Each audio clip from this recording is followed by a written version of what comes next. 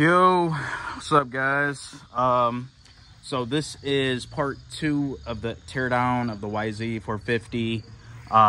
You can see pretty much have everything laid out on the table. I did take it upon myself to break everything down because I didn't want this to be like a super long video. And it's pretty straightforward to take these apart, but you can see I pretty much got everything dissected. Basically giving everything a once over. With the way that I move, I already do have stuff on order. At least the new jug and piston kit, or I guess you could say cylinder rebuild kit. But yeah, let's just jump straight into it. You can see the YZ in all of its glory right here. I didn't really realize how big the actual wiring project of the bike was, because for some reason I don't feel as overwhelmed as I did when I did the first build of this thing with the new setup, because this wiring harness was like a huge part of it. But you can see there's it's kind of stripped down right now. But you jump back over here into the cases right here. You can see still got all the bearings in it. I want to say, like, at first going into this, I did kind of want to cheap out and try to reuse a lot of this stuff as far as bearings and stuff, but it would almost be sacrilegious to put this thing back together with the same, you know, bearings when I'm just right here. I might as well change them. I did have 75 hours on the bike, if I'm not mistaken. So something that's actually pretty cool, and I'll actually pan over to it right now, because I would have to show you on the phone that I'm shooting on right now. So yeah, let me pan over and then I'll walk through how I was actually keeping track of the hours on the bike. Alright, so you guys see when I open the app, it pretty much takes me to this home page. So the cool thing is that you can actually control each of these circuits wirelessly. So you can see how you have individual buttons, and then next to those buttons it actually shows the current draw for that specific circuit. Something else that is pretty cool is you can actually see these different maps right here associated with different dates, and you can see how it has the mile per hour, the miles traveled, and everything. So these are each of the individual trips that I made on the bike. And then right here, it records basically the top values for each of the different parameters. So you can see my top speed on the bike has been 119 miles per hour so far, which is kind of a lie because I've definitely been like 125 on it, but it's pretty cool. All right, so yeah, I can't speak highly enough about the Moto Gadget setup. The thing is just, to be honest, it's badass. It really is. I can control my bike through Bluetooth with it and everything. And then not only that, as you saw in the last clip, it monitors the hours, the amount of ride time, top speed. If you have the GPS turned on, it'll monitor every single trip that you make, every single trail ride, every single trip. It'll show how you went about it on the map, as far as like what direction you rode, what trail you went down. It's pretty sweet. All right, so I do have both of the both shafts of the transmission pulled out. You can see this one, I'm actually taking the gears off of it individually, because like I stated in the previous video, second gear on this bike, it was pretty much gone. You know, I could probably go like really low speed in it, but any type of load that I put on it, it would basically jump out of gear. So I'm actually giving the gears a once over, and you can see how pretty these gears actually are, because I had a rim finish done to them. I didn't have them cryoed, but I did have rim finish done, and that's pretty much, you can kind of see like how these gears are like shining in the light. So it's a deburring and polishing process. I had that done on the shafts, the gears. See if I could pick this one up and show you. But you can see how this thing is like shining in the light. They're super smooth.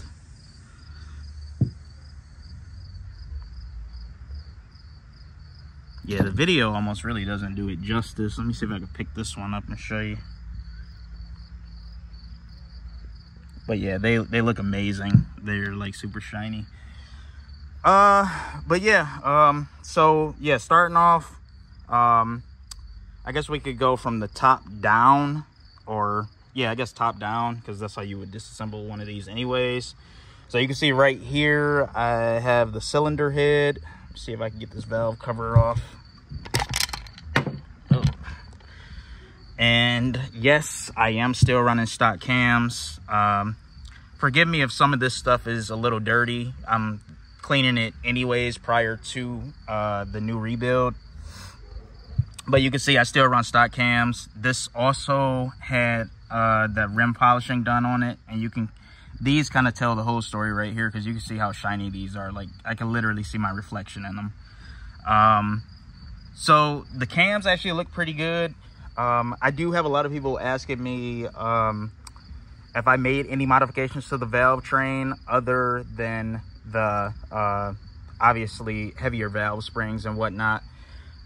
So yeah, with the cams, these are stock cams. I did have them redegreed. We took 15 degrees of overlap out of them. The stock YZ, like from the factory, if you bought the bike new, it has 30 degrees of overlap. And that's a whole subject by itself, because like when you spec a cam for a turbo setup, a lot of this stuff can influence how power comes in, how boost is built. It's really a cumbersome subject by itself, so I might save that for another video. Yeah, so the cams still look really good. I did give the buckets a once over, and those, I didn't see any like crazy wear marks on them. Caps look good. Cam chain looked pretty good. Oh, what was that? But one thing I did notice, because if you watched my last video, you saw that the bike was only cranking about 30 psi of cylinder pressure.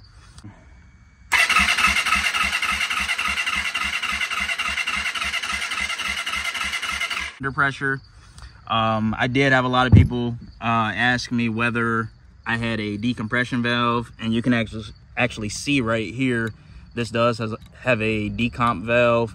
And pretty much how that works is there is a little dimple right here on the camshaft, and you can see how this little decomp valve is tied into that.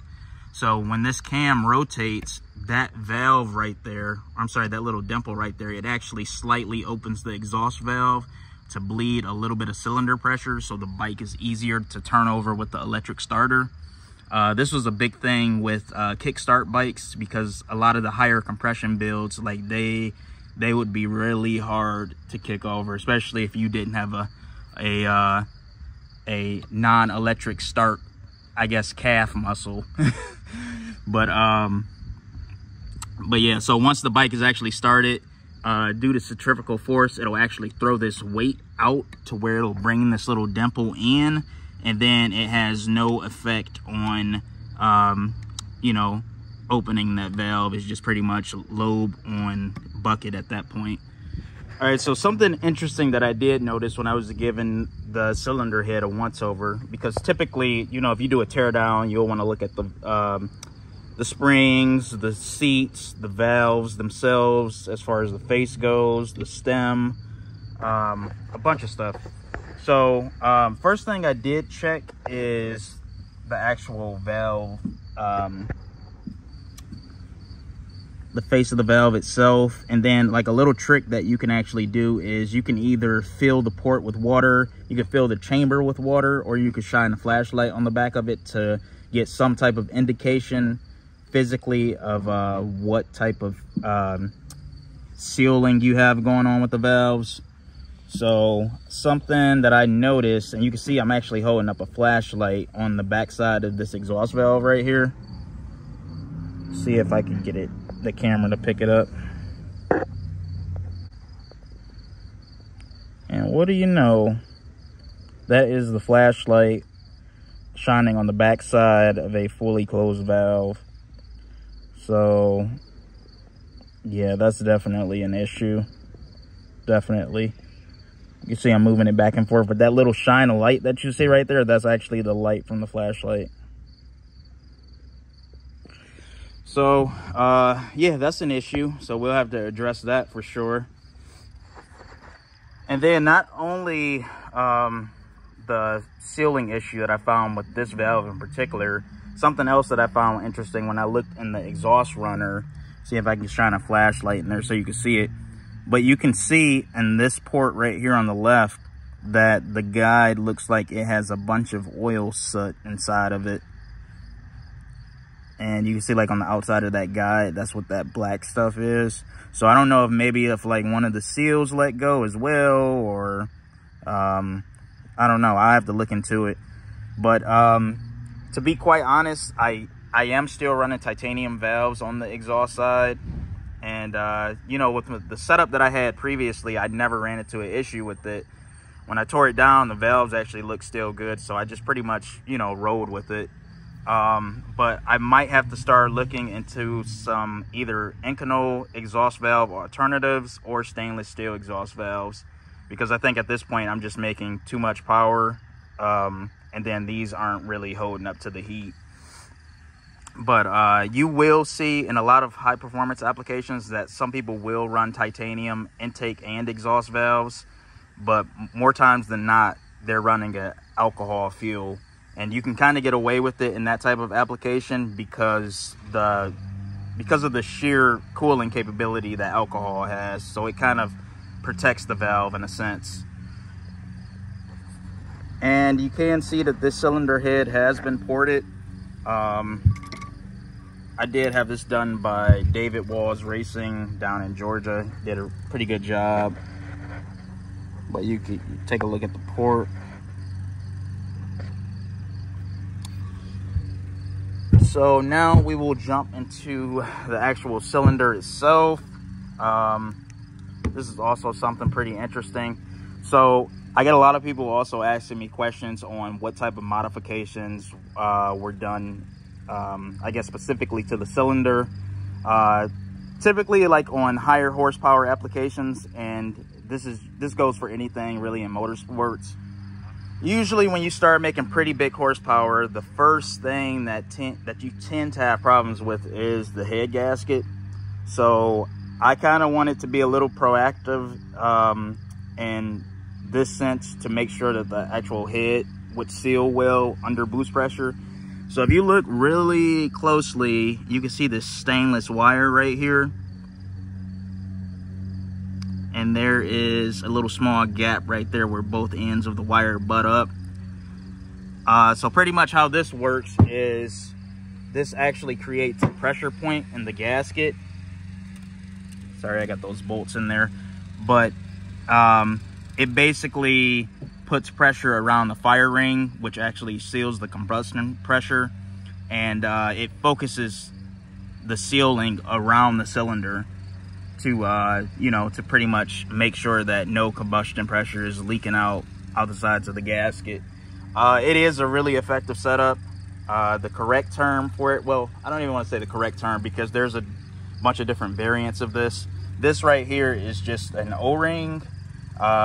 Like a lot of top fuel stuff will tend to run a top fuel hoop, and that's actually what I'll be going to on my new cylinder that I ordered.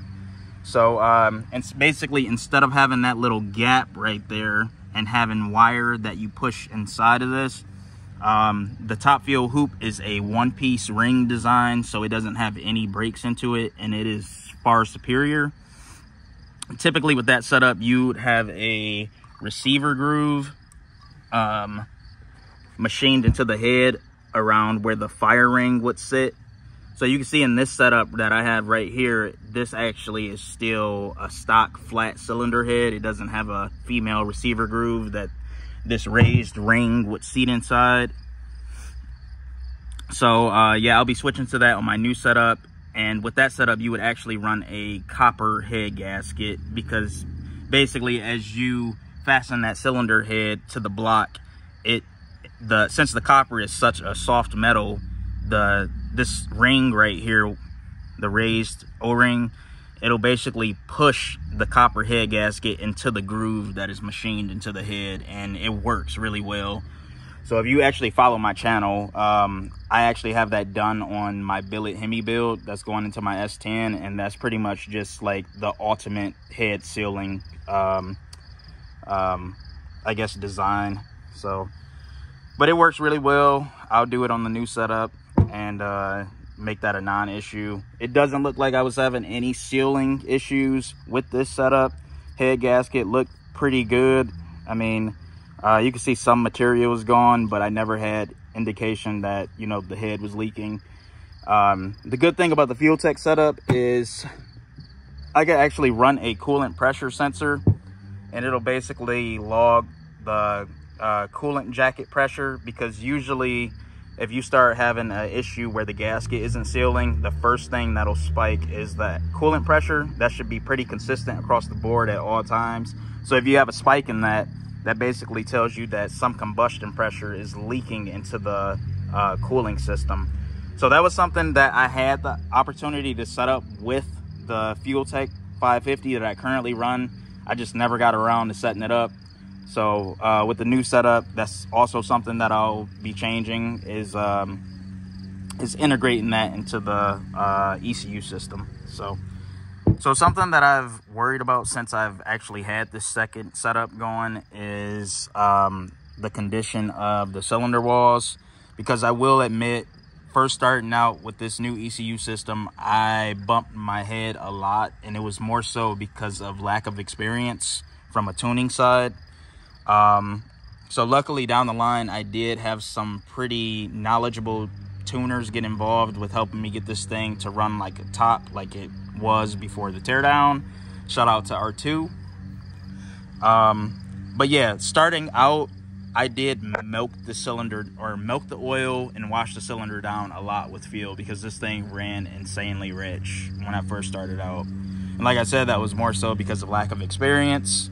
So in the back of my mind, I've always worried about ring sealing, because I was just more so worried that, you know, with the amount of times that this cylinder had got washed down, that the rings probably weren't sealing as good as they, you know, possibly could have. But you can see, let me see, oh yeah, right there. You can see this bore is pretty scored up pretty good. And I think that's probably an indication of that, because with me running ethanol-based fuel, or similar to alcohol, that tends to wipe the lubrication off of the cylinder walls, because you will have a slight film of oil under running conditions. And if that alcohol-based fuel is, you know, washing these cylinder walls down, you're basically washing away your lubrication. So it's basically just metal on metal contact with no type of lubricant between the rings and the wall. So yeah, that was something that I've always been curious about. So who's to say the bike probably could have actually made more horsepower than it did? I'm not saying that this was actually a, you know, a issue that I had, because I never really noticed any type of like excessive smoking or any, you know, any type of byproduct of bad rings. But, you know, it's just something to think about.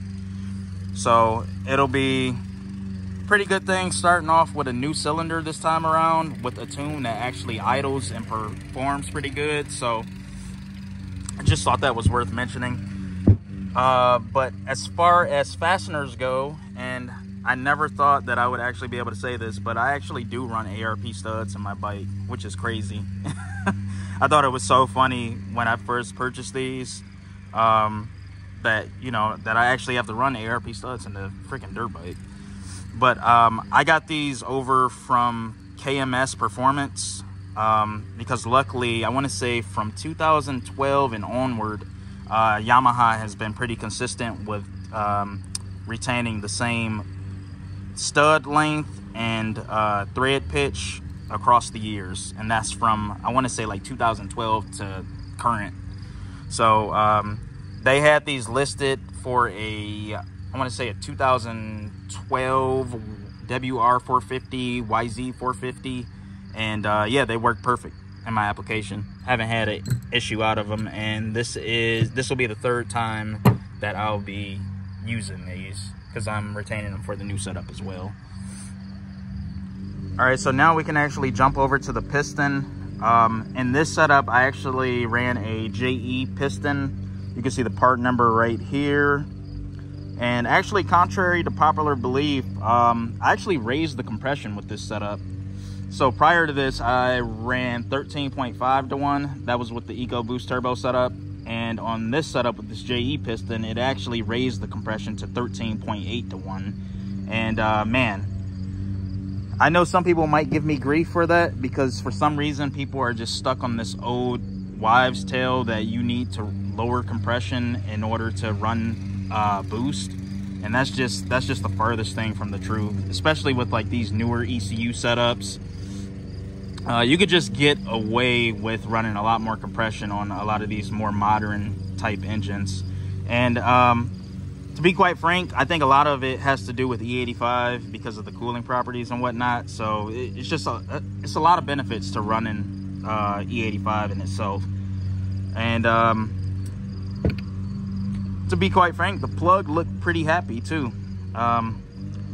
More times than not, I'm going with what that plug reading is telling me more than, you know, anything else, because that gives a true depiction of what's actually happening inside of here and on top of here. So it looked happy, and believe it or not, on the new setup that I'm putting together for the bike, I'm actually running even more compression. Yep, even more. But on a more serious note, as far as the piston goes, it looked pretty good. I didn't really see anything that stood out to me. The ring lands look good. The rings move freely. The only thing that I did notice, and I think this might be more of a self-infliction right here, but you can see that little divot at the bottom of the skirt right there. And then these divots right here at the bottom of the skirt. But I think that was probably during teardown. I was probably a little heavy-handed with getting this stuff out. So I wouldn't, you know, I really wouldn't chalk that up as damage done to the engine, because I didn't really see any indications of metal-to-metal contact between the skirt and the counter shafts, or I'm sorry, the counterweights.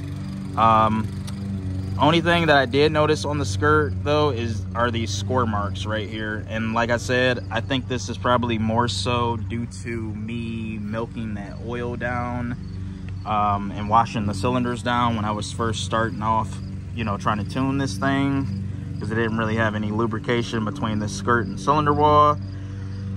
But the good thing is that going forward, with the new piston, I'll actually have line-to-line coated.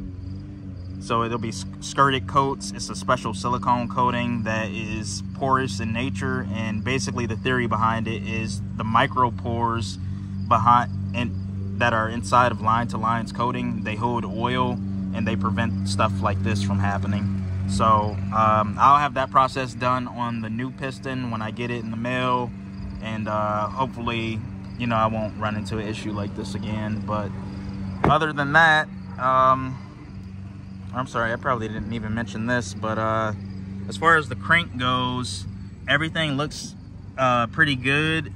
Only thing that I did notice with the connecting rod, and for those interested, I do run a Crankworks CWI rod.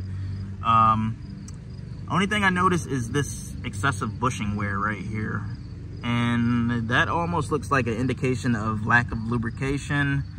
The good thing is that I don't really think much heat was made, because typically, you know, if you start wearing through this bushing like crazy, you will see like bluing marks around this bore right here, which is an indication of high heat. So I did do a little bit of research on this, and it does look like Crankworks, they offer a rebuild service for the rods. So they would basically press this bushing out and install a new one, and then check it for straightness, because I do want to try to reuse this if I can, because I think the rod is in pretty good condition. I don't really feel any play in the bearing at all. I don't feel any vertical play or lateral play. Only thing I really feel is just, you know, the little side to side movement, which is pretty normal. I don't feel anything that feels excessive, but like I said, I am sending this in to Crankworks so they can go over everything and basically give it the A-OK to run it again, because if it is good, I will be running this rod on my new setup. And then I guess this pan right here, you can kind of see that these marks right here, that is where it rides inside of that bushing. And I mean, it didn't really feel tight. Like, I could still move this back and forth. So I mean, it's definitely concerning, because that's a little bit more wear than I'd like to see. But yeah, that's pretty much like the only thing that I noticed with this assembly right here. All right, so stepping over to the clutch, I did replace this literally the day before I had the bike dynoed, when it put down 106 horsepower. The clutch is a Henson clutch. I'm still running the stock clutch basket. This also might be something that I'll probably upgrade on the newer setup. Maybe go to a Henson billet basket clutch assembly. But I mean, the clutch looks pretty good. I don't really see any indication of heat marks. I think that this clutch, coupled with the Henson springs, which are right here, those are some heavier springs that I installed with the Henson clutch kit. So yeah, that coupled with the Henson clutch packs, the springs, and then obviously my direct drive CNC clutch lockout, it looks like it was holding pretty good, because I did have a lot of runtime on this clutch. I've been running it since late July up until this teardown, and yeah, I don't really see any wear marks at all. It looks amazing. So I will be reusing this. I'll get everything cleaned up and it'll be reused on my new setup. And the only reason I kind of want to go to a billet pressure plate and clutch basket is because, for you guys that aren't familiar, on a lot of power sports stuff, especially motorcycles, when you start making big power, you have to run one of these clutch lockouts. And pretty much how this works is this will bolt onto the face of the clutch assembly, and then these, when you install it, these little arms right here, they'll be in this position. And basically, as the clutch assembly rotates, it throws these arms out due to centrifugal force, and then it applies a lot more pressure to this pressure plate right here, so the clutch pack doesn't slip. And it works really good. You can see on my assembly, I don't have any weights on it, because you can actually put a bolt and a nut through this hole right here to get even more applied pressure on the front of the faceplate. But I don't really think it was necessary with my application, at least so far, because yeah, it worked pretty good with just the weight of the arms itself applying, you know, pressure to the front of this pressure plate. But the reason I kind of want to go to a billet unit is because you can clearly see the contact points from the arm hitting this pressure plate. And after a while, these will probably get, you know, too deep for comfort. So I want to upgrade that right now before that becomes an issue. But this is definitely the way to go for any type of high horsepower power sport setup. They work amazing. There's no way around it. But yep. All right, so for the main event, the transmission. So now we can step over here, give this stuff a look over. You can see these sub-assemblies I do still have somewhat assembled.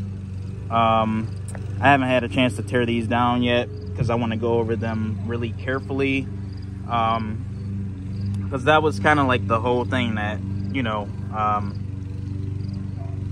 that spawned me wanting to, you know, tear down the engine because of the second gear issue. So you can see this shaft right here. I am in the middle of tearing this one down. So I'm just more so trying to inspect all of the dogs and, you know, see what is actually wore because of the power. So something that's pretty common with like these high horsepower motorcycles and anything power sports, or I guess you could say anything with a manual gearbox, is back cutting these gears. And that is a process basically where they put a, I believe, an angular cut, like you see where this little edge piece right here is rounded.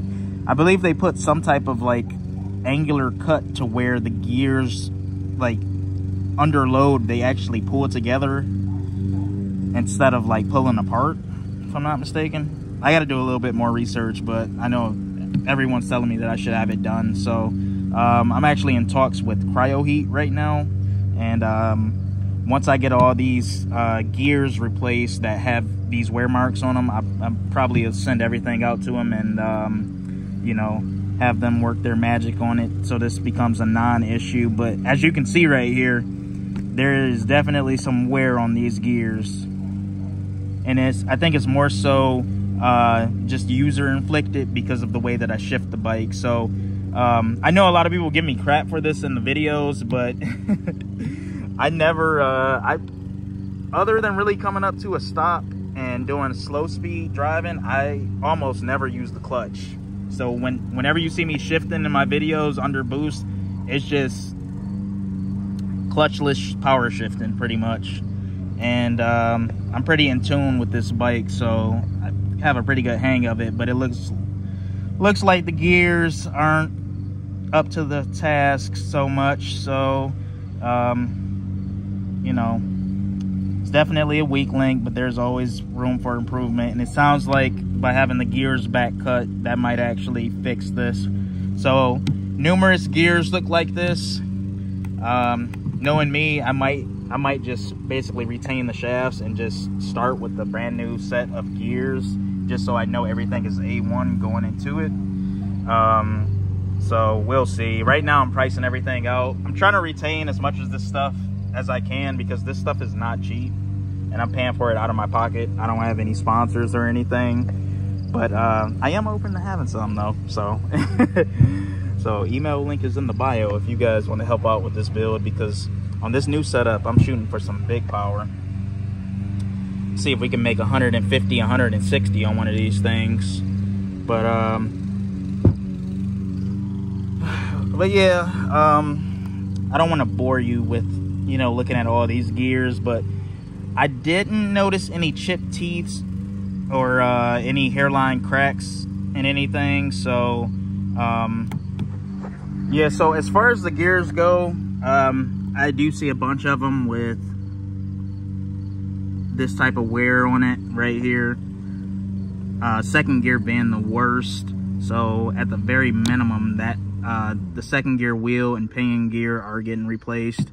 But I guess the real damage is when I was tearing this down. This is what I saw, at least. So you can see I got the shift forks here. This one looks pretty good. This is the center one. Looks pretty good. I don't really see any abnormal wear. This one looks pretty good right here. Don't really see any. Man, this thing is falling apart. But this one right here, I don't think that's supposed to be there. You can almost see how it has more wear right here as opposed to the top as well. And this is the left shift fork, but you can see that big groove right there. So this pretty much explains the second gear issue. So I don't really know how to remediate this right here.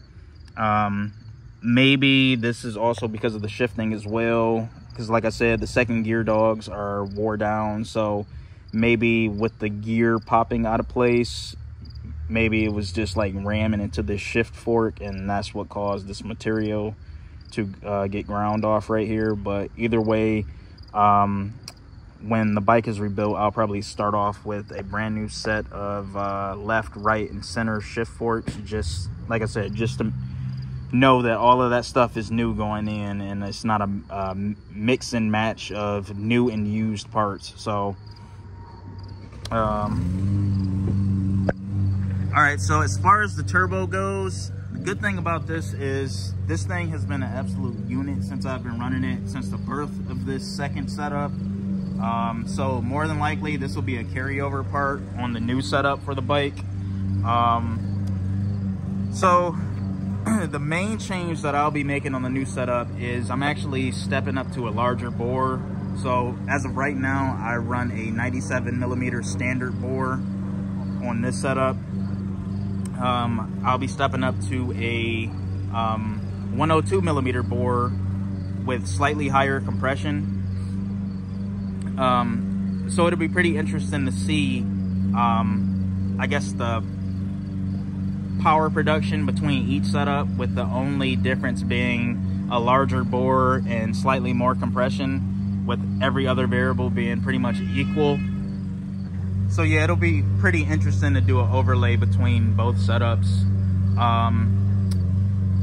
But it also makes it a little bit easier because, you know, a new kit wouldn't have to be refabbed for the bike or anything. So it's just pretty much just all, you know, bolt-on stuff at that point. And like I said, I don't really think I've maxed this turbo out yet. The most boost that I've seen out of it is like 24 pounds or so. But this is with basically its smallest actuator. So I could step up to the single bar actuator and make even more boost with it. And it might actually do it a little bit easier with that added displacement. So it'd be pretty sweet to see. But in the meantime, I do want to make some little small upgrades to the bike. So obviously a lot of people ask me about these. These are the Moto Gadget bar-in blinkers. I want to replace these because I did drop the bike, so that got cracked up. But yeah, for the most part, it is pretty good to go. I do have the ball rolling on some parts right now. So I ordered the big bore kit, the piston, jug assembly, and then like I said, as far as the transmission goes, if I send everything out to cryo heat, I'll probably just get all new gears just to play it safe, even though this stuff does look reusable. Because it's just, you know, it's like I'm here, so why not do it? But yeah, guys, it's pretty, I'm gonna try to get a jump on it. I would have liked to, you know, still be riding this bike at this point in the season, but it is, you know, I live in Michigan, so cold weather is approaching pretty soon. So in hindsight, getting a jump early on things like this probably will work out in for the better at least, because you know, winter is building time as far as a lot of car projects go. So maybe I can get a head start and getting in line with some of this stuff. So yeah, I do have to give a shout out to Odelfi Headlamp.